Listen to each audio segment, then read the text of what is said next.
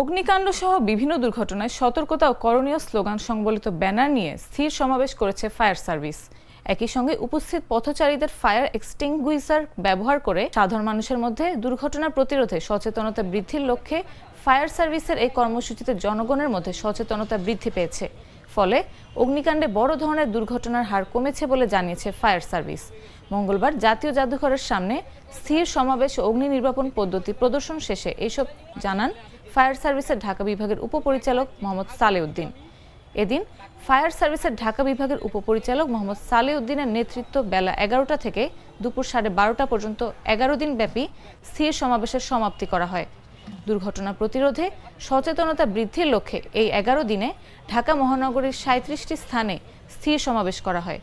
স্থির সমাবেশের পাশাপাশি উপস্থিত পথচারীদের ফায়ার এক্সটিংগুইশার ব্যবহার করে অগ্নি নির্বাপন পদ্ধতি প্রদর্শন করা হবে। যে জায়গায় থাকবে আপনার ওই জায়গায় ঠিক আগুনের দিকে আমি তাক করব, আগুনের শিখি